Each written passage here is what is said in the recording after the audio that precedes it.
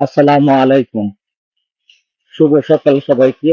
সবাইকে শিশির ভেজা ভাতের শুভেচ্ছা। এই সকাল বেলায় রওনা দিয়েছি গন্তব্যস্থলে যাওয়ার জন্য। সিরাজগঞ্জ সদর থেকে। সবাই দোয়া করবেন, সঙ্গে থাকবেন ইনশাল্লাহ। এই আসতে এই কুকুরগুলা খুব ঝামেলা করে রাস্তার মধ্যে ঢুকিয়ে। ওগুলো সামনে দেখা যাচ্ছে করাতলা মোড়। এটা সিরাজগঞ্জের প্রাণকেন্দ্র। এখানে সকল বাস এবং পাশেই রেল স্টেশন। এই পর্যন্ত দূরপাল্লার যত গাড়ি আছে তাদের শেষ স্টপেজ।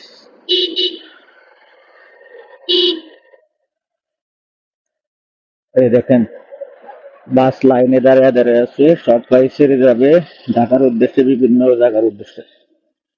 এই সামনের দিক দিয়ে যে রাস্তাটা গেছে ডানে, এটা পদ্মার মোড় চলে যাবে, কিন্তু আমি বাইপাস হয়ে যাবো, যেহেতু যমুনা ব্রিজের দিকে যাব, তাই বাইপাস হয়ে চলে যাবো, এটা একটু তাড়াতাড়ি হয়। এখন বাজে 6:25।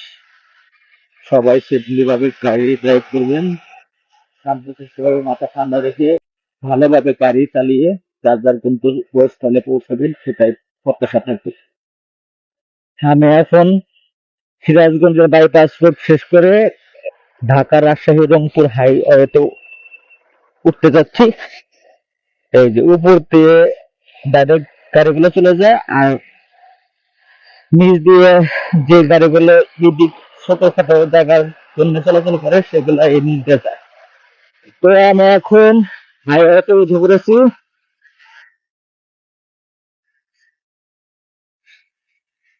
দেখেন কত সুন্দর রাস্তা, অসাধারণ লাগতেছে। বিশেষ করে সকালবেলায় গাড়ি ঘোড়ার চাপ একদম নাই, ফাঁকা রাস্তায় মনে হচ্ছে যে আমি এই রাস্তার রাজা।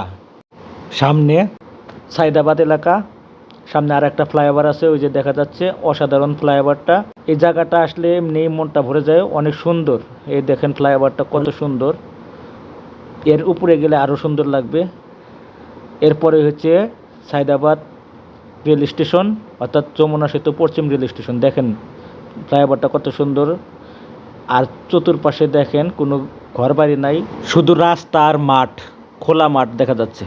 তো দেখেন একদম গাড়ি নাই বললেই চলে, সকালবেলায় দুই একটা করে গাড়ি যাচ্ছে। এখন একদম ভোর আছে, সূর্য ওঠে নাই, আমি চলে যাচ্ছি আর কি এর মধ্যেই। এখান থেকে যমুনা সেতু 2 থেকে 2.5 কিলো রাস্তা আছে আর অবশিষ্ট, তারপরে যমুনা সেতুতে উঠে পড়বেন ইনশাল্লাহ।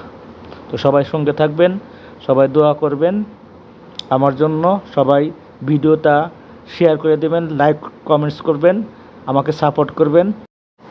আপনাদের পাশে থেকে বিভিন্ন কিছু দেখানোর চেষ্টা করে যেতে চাই বিভিন্ন ভিডিওর মাধ্যমে। সবাই সবসময় আমাকে সাপোর্ট করে যাবেন, এই কামনা থাকবে আপনাদের কাছে।